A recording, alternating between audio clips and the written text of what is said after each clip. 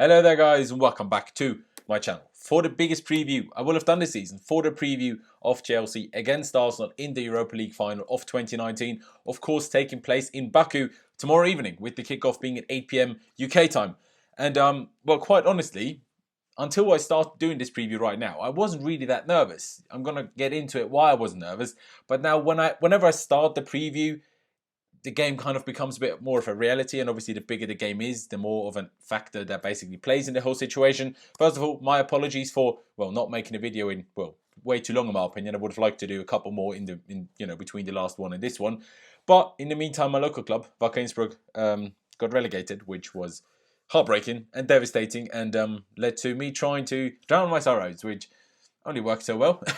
And then I had to recover from that. But yeah, here we are. And yeah, this is the preview for the Europa League final. And of course, if you haven't already, and if you are new here, please do subscribe to my channel. That would be massively appreciated. Also, drop a like on this video. Let's just, hit as many likes as possible, really. I don't really know what number to give you guys because I have no idea how many views this video is going to get. So just smash a like, because why not? Everyone that's watching, please smash a like. That'd be greatly appreciated. And of course, leave me your comments in the comment section below. Leave me your predictions for the games down in the comment section below. That would be great. And like I say, just again, please do subscribe. That would be massively appreciated. Before getting into the preview, I do have to say that Sarri's press conference and also the press conference of today, two players, I forgot the two players, I think Azpilicueta and someone else, hasn't taken place at the time of recording this. I'm not quite sure when this video is going to be out, roughly around 5 p.m. UK time, and the press conference by Sarri takes place at 5:15 p.m. UK time. So instead, I just couldn't wait that long really, because by the time that this video would be up, then if I waited for the press conference, it would be way too late and there would be no point in uploading it tonight.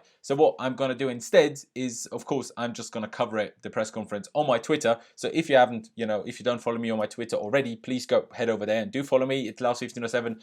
Like I say, on Twitter, the link to it is down in the description, and of course you can see it on screen now.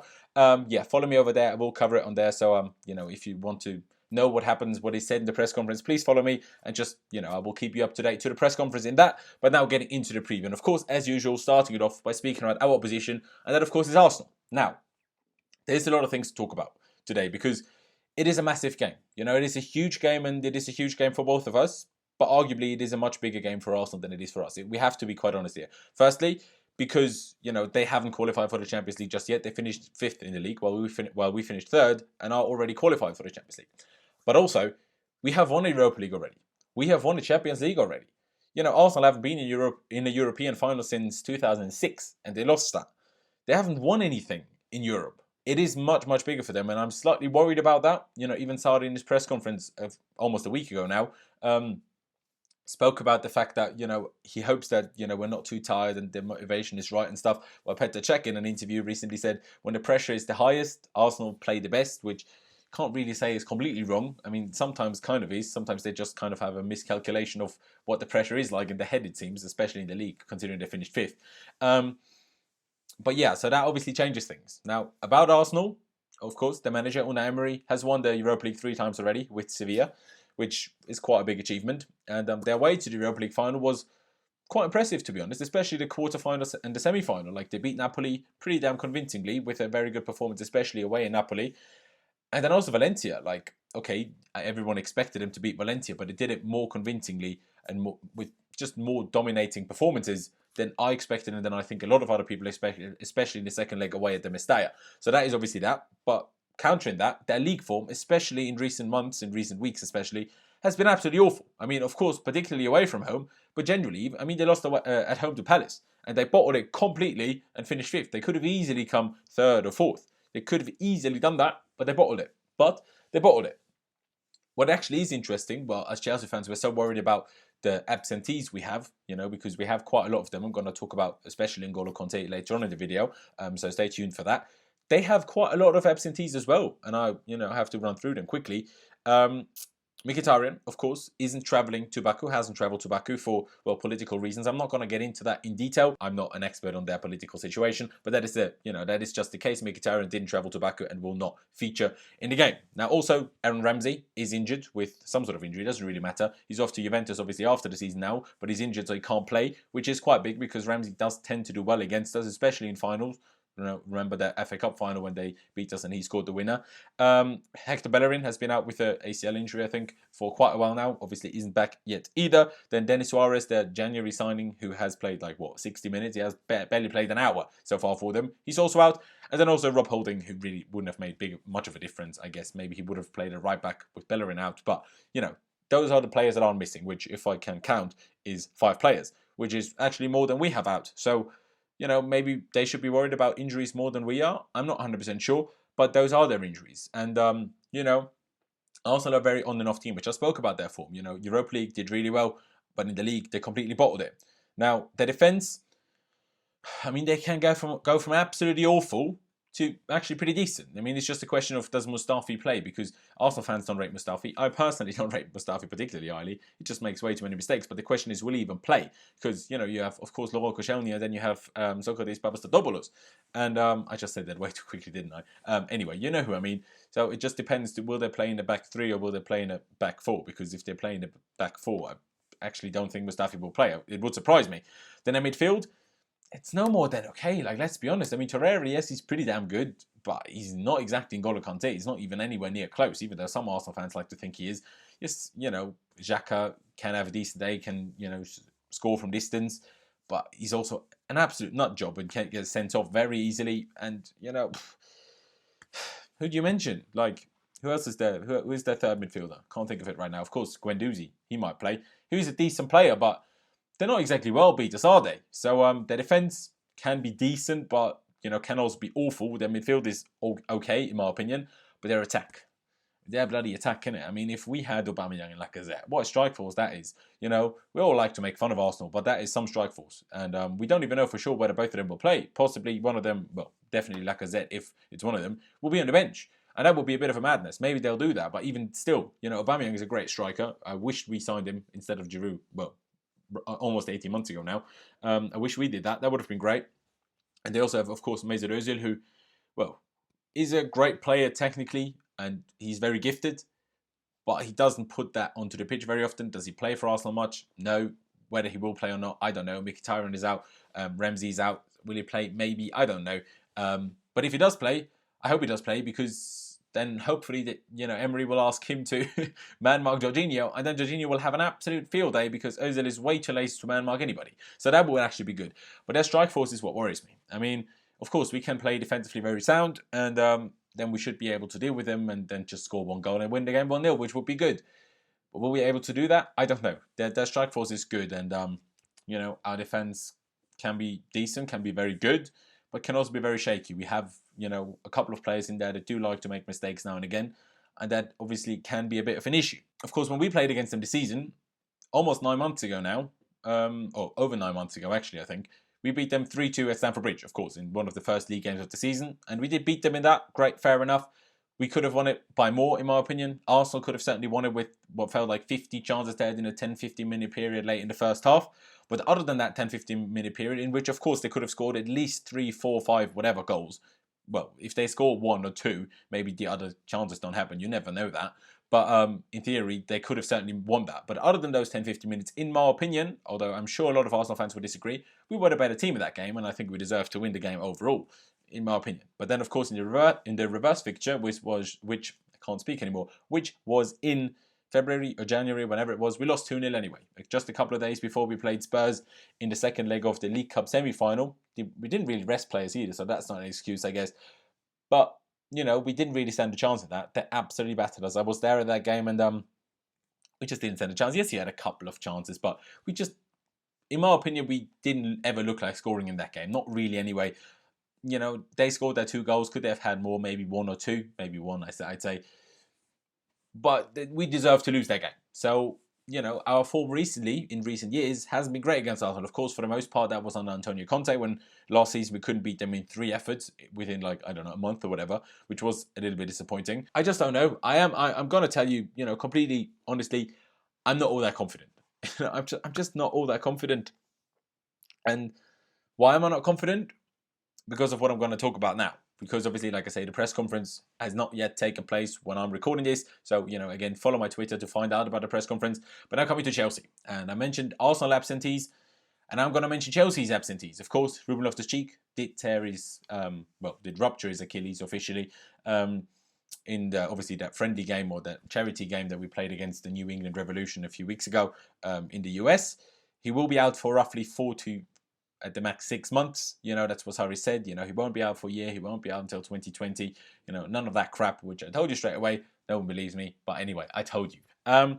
Loftus-Cheek, like I say, he's out. Callum Hudson-Odoi, of course, is out with pretty much the same injury, which is devastating, disappointing. Rudiger, of course, is also out with his knee injury that he had surgery on after the United game, I'm pretty sure. And then the big one, N'golo Kante. Now, N'golo Kante has always been a bit of a tricky one. Of course, he, did suffer a calf injury towards the end of the season, basically in one of the last few games. I can't remember which one. It's too long ago. I mean, it's been ages since the end of the Premier League season. Been ages anyway. He picked up a calf injury in that and was a bit of a doubt for the Europa League final, but it was always believed that he'd probably make it.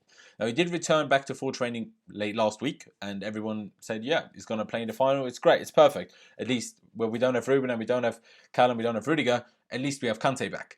But then he suffered another injury in training. He suffered a knock on his knee. Apparently there was swelling, and it was feared that it was actually quite a bad injury. But now it turned out that maybe it wasn't just as bad. Of course, the swelling can come from various reasons. It can be a bad ligament injury. It can just be a bad knock that just hits a spot that just swells up a little bit more. You're never 100% certain. You have to wait for the swelling to come down before you do a proper scan and to actually find out how serious the knee injury is. All that we can say by now, before the press conference, is that N'golo Kante did travel to Baku with the squad and reportedly will face a late fitness test tonight. Yeah, tonight. And then will be decided whether he can play tomorrow, whether he will be on the bench, whether he can start the game or whatever. Like I say, we will find out hopefully more in that in the press conference. So again, follow me on Twitter and be sure to find out about Kante's injury situation on there. But Kante is huge. Kante is huge. Like, without Kante and without Loftus-Cheek, I basically have absolutely no hope. I sound really depressing and I'm sorry. But when Loftus-Cheek got injured and then when I heard about Kante as well, I was like, there's no chance in hell we're going to win this. Like, if I think back to the away game at the Emirates, we just couldn't get past their pressing. How on earth are we going to get past anyone's pressing with Barkley and Kovacic? It's just not going to happen. With Ruben and Kante, I would have had some sort of hope that, but not with Kovacic and Barkley. Do you know what I mean? And then obviously we don't tend to score a lot, especially our strikers. Hopefully that changes tomorrow, but it's a bit of an issue. So without Kante, I'm not all that confident. So hopefully some sort of miracle can happen and he just plays. A bit like Luiz and Gary Cahill did in Munich in 2012. Yes, of course, you can say absentees and injuries aren't going to stop us from winning a European title like it didn't in 2012. But it's not 2012 anymore. We don't have Frank Lampard. We don't have John Terry, who, by the way, faced each other in the playoff final yesterday as Aston Villa, where John Terry is the assistant manager, beat Derby County 2-1. Obviously, Frank Lampard's Derby County. So yeah, that happened. Congrats to John Terry. Chin up to Frank Lampard, and don't anyone make fun of Frank Lampard for losing that. Otherwise, fuck off. But anyway, that is the situation. And now, with those injuries, what is going to be a lineup tomorrow? Because that is kind of the tricky question. Of course, we're going to still start in a 4-3-3. We're not going to set up particularly differently. Although, I do think we're going to set up slightly closer to what we did against Man City and Spurs and Liverpool as well than we do against other teams. We're going to be a little bit more defensive. Not fully like that. I don't think we're going to start in a false 9. I don't see that happening. Now, in goal, of course, it's Kepa. Can't speak again. It's Kepa Arrizabalaga. Then a back 4. Azpilicueta will start, Christensen will start, and David Luiz will start. Rudiger's out. We're not going to start Ampadu, and we're definitely not going to start Gary Cahill. So it's going to be Christensen and David Luiz. At left back, that is the tricky one. Will it be Alonso or will it be Emerson? Now, I personally would, without a shadow of a doubt, go with Emerson, especially when I think back to their pressing at the Emirates. We need him to get out of their press. We desperately need him, so it has to be Emerson. Please, Mauricio, please, please, please start Emerson. We have to. A midfield 3, of course, Jorginho will start. There was a minor report about an injury for him as well. He's fine. He travelled. He trained, full training yesterday. He's completely fine. He will start the game. And then it just depends. If Kante is fit, of course he will start. He will start as the right-hand midfielder. But if he doesn't, well, it will have to be Mateo Kovacic there, and it will have to be Ross Barkley as the left centre midfielder. If Kante is fit, the question is, who's the second, further forward centre midfielder ahead of Jorginho? Will it be Kante? Will it be Kovacic? Or will it be Barkley? To be honest, guys, I don't know. I have absolutely no idea who he's going to prefer there. Ruben Loftus-Cheek would, and I guarantee that would have started, was he not injured? But he is injured, so now I just don't know. They both have their pros and cons. Kovacic just means we're not going to score, basically, and Barkley means we're going to give the ball away in stupid positions because he takes too long to do anything with it. At the same time, his positioning is probably a little bit better defensively. His, defensive, maybe not work rate, but I don't know, discipline is maybe slightly bit better than Kovacic's. I'm not going to say that's definitely the case, but maybe. And yeah, I'm not 100% sure there. I don't even know who I prefer, to be honest. I would prefer to start with 10 players than either of them, in all honesty. But, it's going to be one of them, if Kante is fit. Otherwise, it's just going to be both of them anyway, so no point in the discussion. Front three, of course, Eden Hazard is going to start on the left. I don't know who's going to start on the right. I, again, have absolutely no idea. I personally, if the game is anything like it was at the Emirates, I personally would probably go for Pedro. So once we do get past their press, we have the more direct player to go for a goal and possibly score. So that's why we go for Pedro. But to be honest, I never see much of a difference between Willian and Pedro. They can both be awful and they can both be very good and they can both be somewhere in the middle. So it really doesn't make much of a difference which one of them two starts. Like, quite frankly, it doesn't really matter. Not going to change the end result, in my opinion. Then up front, though, Olivier Giroud or Gonzalo Higuain. Now, in my opinion, Giroud deserves to start again because, he's just scored 10 goals already in the Europa League, although not in the last 2 games. So that is that situation. So I would say he should start, and I would say that I also think that he will start. Although you can also certainly make an argument for Gonzalo Higuain simply because Arsenal's defence, when Koscielny and Socrates play, they are, quite strong. So Giroud's biggest asset maybe isn't as much of an asset against them too. While Higuain's movement and cleverness in the way he moves and the way he makes runs could possibly be quite helpful. But I still think Olivier Giroud will be so up for this. He hasn't won a European trophy, unless I'm forgetting something here. But I don't think he has won a European trophy. It's against his former club. He will be up for this, possibly more so than Higuain will be, who might have been told already that he's leaving. I don't know whether he'll leave, whether he will not use, the options we have to keep him at the club. So that is obviously that situation. I would go with Giroud, and I also think it will be Giroud. And yeah, that is my lineup. That is what I'm going to go for. That is what I think we should go for. That is what I hope that we will go for. The other interesting bit on the Arsenal side is Petr Cech, because of course it has been strongly reported that he will be our new sports director or director of football, after the season, because he is retiring. And a lot of Arsenal fans, including Mr. DT, you all know DT, I'm pretty sure, tweeted straight away, was like, well, now Leno has to start. So it will be interesting whether Cech actually gets to start that. Of course, he went out on Twitter and said, the decision has not been made and he will give his all for Arsenal until the end or whatever, obviously. It would be quite funny if Cech played and then maybe scored an own goal or something.